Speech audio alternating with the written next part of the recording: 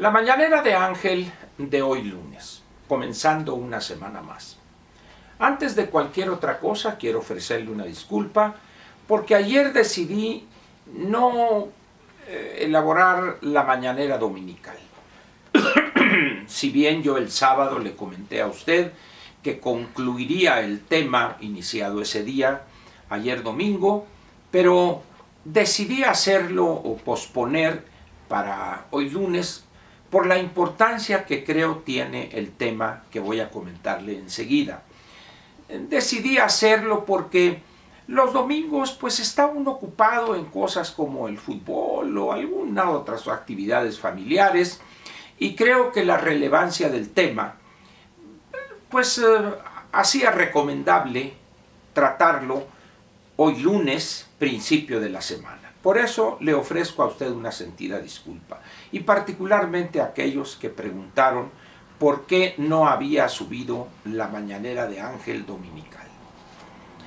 Quiero comentar con usted hoy algo que, si bien redondea lo que comenté el sábado, tiene implicaciones más extensas. Yo no sé si ha leído usted el texto del artículo 134 de la Constitución.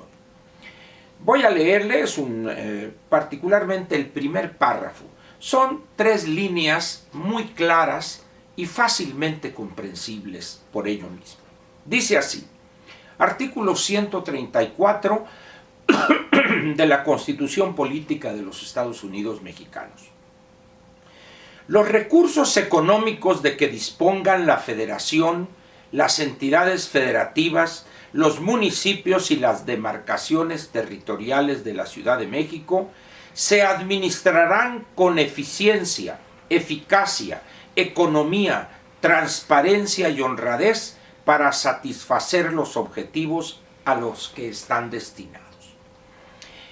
Se preguntará usted, bueno Ángel, ¿qué tiene que ver esto con los problemas que estamos enfrentando en el país y que parecen no tener solución? Aunque lo dude usted, tienen que ver mucho, particularmente estas 5 palabras: eficiencia, eficacia, economía, transparencia y honradez. Viene a cuento esto por una declaración vertida por el presidente, por López, hace unos cuantos días en alguna de sus mañaneras, donde anunció que no sé si decir se construiría o se abriría una escuela de medicina y enfermería en la Ciudad de México, pero con carácter nacional. Y dice uno, si dejamos hasta ahí el comentario, hay una parte todavía que sigue: ¿no hay acaso suficientes escuelas de medicina y enfermería en el país? La verdad es que no hay escasez de escuelas de medicina y enfermería en el país. ¿Cuál sería la razón entonces por las cuales López hace este anuncio?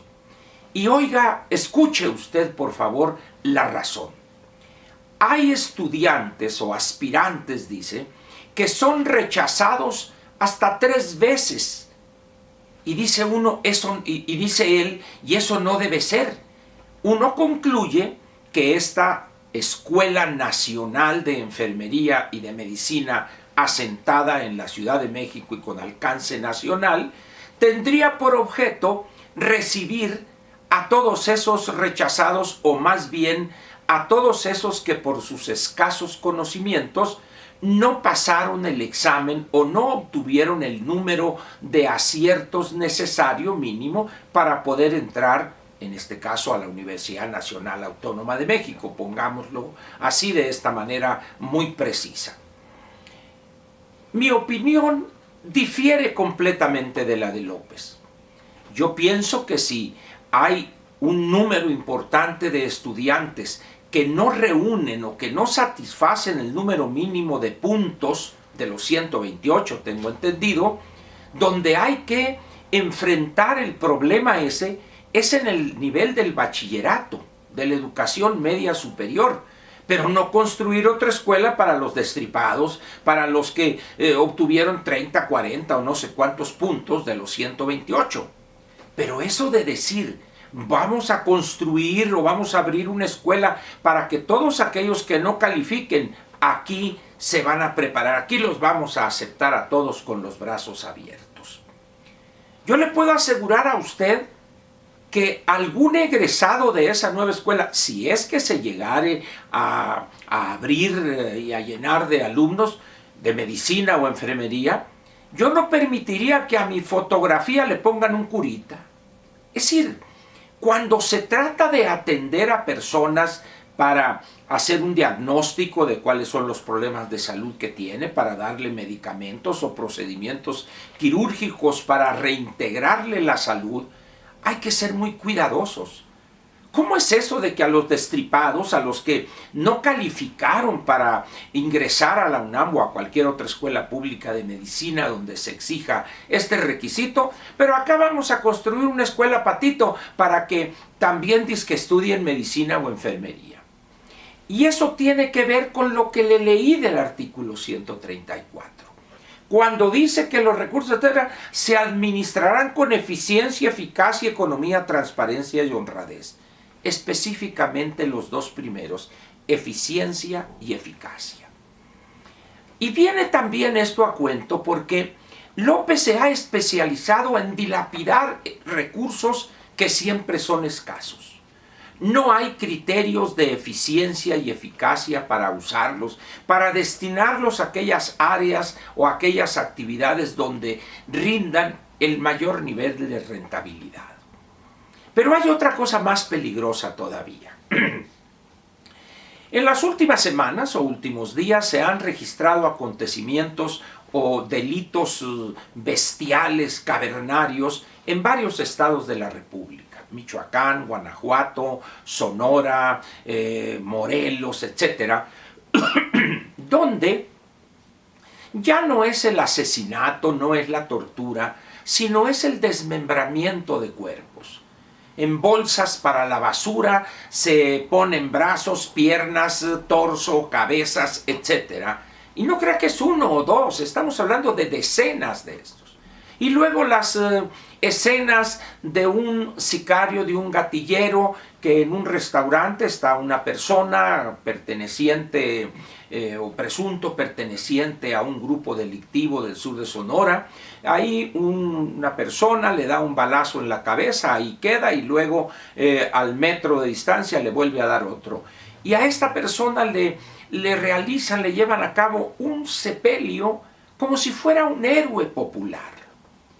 Como nos podemos dar cuenta ante esta situación, es evidente que hay una explosión en la criminalidad, en la comisión de delitos que rayan en la bestialidad, como he dicho, en lo cavernario, en lo primitivo.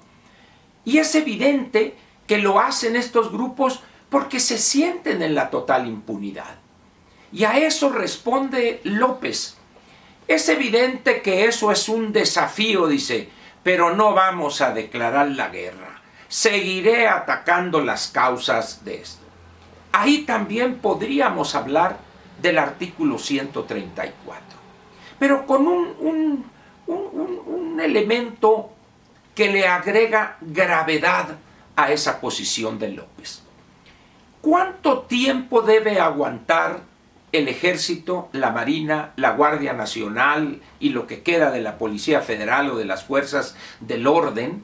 ¿Cuánto deben aguantar? ¿Cuántos muertos deben aportar? ¿Cuántos cadáveres desmembrados debemos aguantar hoy en México para que rectifique López y haga uso de ese instrumento fundamental del Estado que es el monopolio legítimo de la violencia? Pero hay algo todavía más preocupante. ¿Cuándo el ejército le va a decir al presidente de la República, su comandante supremo, señor, ha llegado el país y las instituciones que integran las Fuerzas Armadas a una situación imposible de tolerar? No es posible que mandemos a elementos a que sean ridiculizados, golpeados, escupidos, ofendidos con las peores procacidades y no podemos hacer absolutamente nada. y los delincuentes se solazan golpeándonos, empujándonos, ridiculizándolos y perdiéndole el respeto a la autoridad que las Fuerzas Armadas deben tener. ¿Cuándo llegará ese día? ¿Cuándo habrá alguien de las Fuerzas Armadas, sea el secretario, mi general secretario o mi almirante secretario, que le digan, señor, esto no puede seguir? ¿Llegará ese día?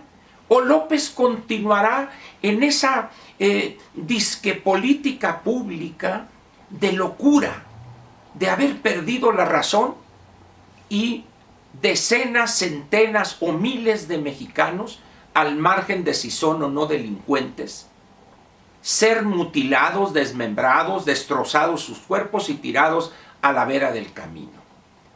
¿Cuánto más aguantará el ambiente de negocios ese tipo de muestras de bestialidad y primitivismo por el nivel de violencia y de enfermedad mental de quienes cometen esos actos? Y el presidente dice, es un desafío, pero no vamos a aceptar, no vamos a declarar la guerra. El Estado no declara la guerra, no es esa su función en tratándose de política interna. Lo que hace el Estado es utilizar el elemento central que lo caracteriza y define, que es el monopolio legítimo de la violencia, para restablecer el orden perdido, para restablecer la vigencia del Estado de Derecho que ha sido roto por grupos criminales y en la casi totalidad de los casos con la complicidad de malos elementos, sea del Poder Judicial, sea de las instituciones de procuración de justicia o de las policías y también, ¿por qué no decirlo?, de algunos elementos de las Fuerzas Armadas. Pero eso no puede detenerse, esa respuesta, porque va a llegar el momento en que eso afectará más de lo que ya afecta al ambiente de negocios y la desconfianza crecerá a tal grado que no solo se retraerá la inversión, se pospondrán proyectos de inversión y la calificación de la deuda soberana de este país bajará y eso generará una espiral descendente. Todo eso tiene que ver con la eficacia y la eficiencia en el manejo de los recursos y López no entiende eso. ¿Habrá perdido la razón y no entender cuál es su función como jefe de Estado?